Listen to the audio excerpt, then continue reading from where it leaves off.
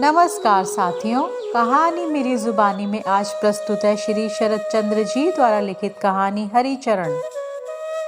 दुर्गादास बाबू के वकील बनने से भी पहले की बात है, अर्थात आज से लगभग 10-12 वर्ष पुरानी बात है। बाबू दुर्गादास शर्मा के पिता बाबू रामदास शर्मा के यहाँ कहीं से एक अनाथ कायस्थ बालक हरिचरण नौकर बनकर आ गया। लड़का न केवल रंग रूप में आकर्षक था, अपितु काम काज में भी कुशल तथा लगन वाला था। इसीलिए वो गृह स्वामी का प्रिय कृपा पात्र बन गया। हरिचरण किसी भी छोटे बड़े काम को करने को सदैव तत्पर रहता। गाय को सानी देना तथा रामदास बाबू के पैर दबाने जैसे किसी भी काम को वह पूरे मनोयोग से करता। सत्य तो ये था कि किसी न किसी कार्य में व्यस्त रहने में उसे आनंद मिलता था। हरिचरण को सदैव एक न एक कार्य में व्यस्त देखकर गृह स्वामिनी चकित और चिंतित हो उठती थी। कभी कभी तो वो उसे प्यार से डांटती हुई कहती थी, घर में और भी तो नौकर है, क्या तूने अकेले सभी काम करने का ठेका ले रखा है? अपनी आयु भी तो देख, छोटा सा लड़का ही तो है। हरिचरण ये सुनकर हंस कर कहता, माँ जी, हम गरीब आदमी मेहनत मजदूरी करने की आदत नहीं डालेंगे तो पेट कहाँ से भरेंगे। इस प्रकार हंसते खेलते तथा काम काज करते हुए हरिचरण ने इस घर में 1 साल पूरा कर लिया। रामदास शर्मा की 5-6 साल की छोटी लड़की सुरबाला की हरिचरण से अच्छी पटती थी। लड़की की माँ बेटी को दूध पिलाने के अभियान में हार जाती है और दूध ना पीने से समुचित विकास ना होने की आशंका से फिर भी अपने प्रयास में जुड़ी रहती है। अपनी पूरी शक्ति लगाने पर भी जब माँ को सफलता नहीं मिलती तो उसे हरिचरण की शरण लेनी पड़ती है। पता नहीं हरिचरण की वाणी में ऐसा क्या जादू होता है कि घंटे भर से माँ को खिजाती लड़की हरिचरण के कहने पर पल भर में दूध से भरे कटोरे को मुंह से लगाकर खाली कर देती है। इस सारी कहानी को सुनने का हमारा एकमात्र उद्देश्य ये बताना है कि नन्ही सी लड़की सुरबाला हरिचरण से प्यार करती थी। अब हम तब की बात कर रहे हैं जब 20 वर्ष के दुर्गादास बाबू कलकत्ता में पढ़ते थे। घर आना काफी कष्टप्रद था। पहले स्टीमर की सवारी, उसके बाद 10-12 कोस पैदल चलना जैसा झंझट था, इसलिए वो घर कम ही आते थे। बीए की डिग्री लेकर लौटे दुर्गादास की खूब आवभगत की जा रही थी। माँ अपने बेटे को खिलाने पिलाने में लगी है। घर के दूसरे लोगों में भी मानो दुर्गादास की सेवा शुश्रूषा में प्रतियोगिता चल रही है। दुर्गादास द्वारा माँ से हरिचरण के बारे में पूछे जाने पर गृह स्वामिनी बोली, ये एकमात्र पितृविहीन कायस्थ बालक है। बड़ा ही सीधा काम काज करने में कुशल है। इसने अपने गुणों से सबको मुग्ध कर लिया। तुम्हारे बाबूजी ने खास अपने लिए इसे रख लिया है। लड़का गाय है, कभी किसी के कुछ कहने का बुरा नहीं मानता। मुझे तो ये बहुत ही अच्छा लगता है। दुर्गादास के आने पर हरिचरण का काम आजकल कुछ बढ़ गया है, फिर भी वह दुखी नहीं अपितु प्रसन्न ही है। अब हरिचरण ही दुर्गादास को नहलाता है, उनकी आवश्यकता के अनुरूप पानी उनके पास रखता है, यथा समय पान का डब्बा पेश करता है तथा हुक्का भी तैयार करके सामने रखता है। दुर्गादास भी उसके कार्य से संतुष्ट है और उसे सफल सेवक मानते हैं। अतः वह अपने निजी कामकाज, धोती चुनना और तमाखू भरना आदि भी हरिचरण से ही कराना पसंद करते हैं। ये सब काम किसी दूसरे द्वारा किए जाने पर वो दोष निकालने लगते हैं। कहाँ का व्यक्ति कब किससे कहाँ आकर जुड़ता है, इसका कोई निश्चित सिद्धांत ना होने पर भी ऐसा होता है। इस विषय में एक सर्वमान्य धारणा प्रचलित है। ये धारणा प्राय सभी तथ्यों और घटनाओं पर लागू होती है। ऐसा भी सभी लोगों का मानना है, परंतु हमारा इससे कुछ मतभेद है। उदाहरण के रूप में एक मान्यता है, कर भला तो हो भला, अर्थात संसार में शुभ कर्मों का फल शुभ ही होता है और बुरे कर्मों का फल अशुभ होता है।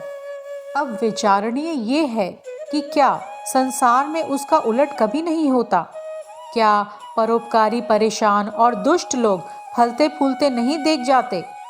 मैं अपने पाठकों को ना तो किसी दार्शनिक तत्व को समझने के पचड़े में पढ़ना चाहता हूँ और ना ही उसकी कोई आवश्यकता समझता हूँ। फिर भी किसी सिद्धांत की परख के लिए किसी घटना के वर्णन की चर्चा करना मैं अनुचित नहीं समझता।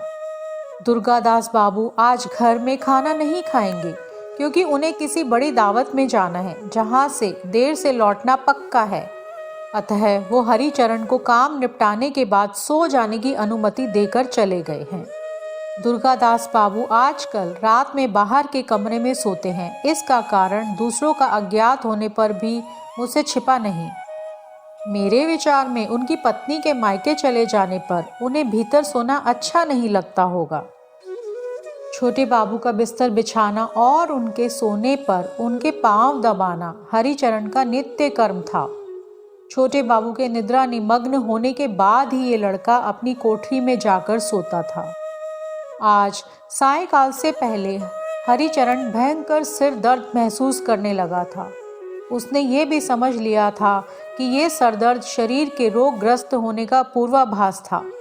हरिचरण के लिए बैठना कष्टप्रद हुआ तो वह जाकर लेट गया। लेटते ही तंद्रा ने आ घेरा। उसे इस बात का जरा भी ध्यान नहीं रहा कि आज उसने छोटे बाबू का बिस्तर नहीं लगाया है। रात को हरिचरण के खाने पर ना आने की वजह से चिंतित गृह स्वामिनी उसकी कोठरी में गई तो अचेत पड़े हरिचरण को छूने पर पता चल गया कि उसकी देह तवे के समान जल रही थी। माँ जी ने रुग्ण बालक के लिए आराम को ठीक समझा, इसलिए उसे जगाया नहीं। रात के 12 बजे घर लौटे बाबू ने जब बिस्तर लगा नहीं देखा तो वो आग बबूला हो उठे। एक तो वो नींद की खुमारी से अलसा रहे थे, दूसरे वो पूरे रास्ते सोचते आ रहे थे कि घर पहुंचते ही लग लगाए बिस्तर पर आराम से लेटूंगा। हरिया मेरे पैरों से जूते निकालेगा और मेरे नींद में चले जाने तक थके पैरों को दबाकर मेरी थकावट दूर कर देगा। इसके साथ ही फर्शी नैचा गुड़गुड़ाने को मिलेगा, किंतु यहाँ तो बिस्तर तक नहीं बिछा था और सेवक हरि भी हाजिर नहीं था। इससे उनका दिमाग एकदम गर्म हो गया। उन्होंने 2-4 बार हरिया को जोर से आवाज लगाई, किंतु हरिचरण होश में होता तो सुनता और उत्तर देता। लिहाजा उत्तर ना पाकर बाबू और अधिक बिगड़ गए। वे होश खोकर सीधा नौकर की कोठरी में गए और हरि को सोया पाकर सोचने लगे, नालायक को अपने काम का ध्यान ही नहीं रहा, नींद में खुर्राटे ले रहा है। दुर्गादास बाबू ने क्रोधावेश में हरि के बाल पकड़कर उसे खींचा। इस पर भी जब वो होश में ना आया तो जूतों मुक्कों घूंसों की वर्षा प्रारंभ कर दी। जूतों की मार से वो थोड़ा सा होश में आया तो बाबू बोले, छोटे बच्चों की तरह झपकियां ले रहा है, बिस्तर कौन लगाएगा? अब की बार बाबू ने 2-3 ठोकरें और जड़ दी। हरिया उठा और बुखार से तप रहा होने पर भी उसने बिस्तर लगाया और बाबू के पांव दबाने लगा। बाबू के पैरों पर पड़ी हरिया की गर्म अश्रु बिंदु से बाबू को उसकी वेदना का अनुमान हो गया। हरिचरण की विनम्रता के कारण ही घर के सभी सदस्य उसे प्यार करते थे। बाबू दुर्गादास का तो वो विशेष कृपा पात्र था, इसलिए उसके नेत्रों से गिरे गर्म आंसुओं से बाबू को रात भर सोने नहीं दिया। वो पूरी रात उसी के विषय में सोचते हुए करवटें बदलते रहे। रात में उन्हें कई बार विचार आया कि जाकर हरिया से पूछें कि कहीं बूट की चोट से उसे घाव या सूजन तो नहीं हो गई। थोड़ा सा उसे दुलार दें, उसकी तबीयत के बारे में पूछ लिया जाए, किंतु हर बार उनका अहंकार आड़े आ जाता।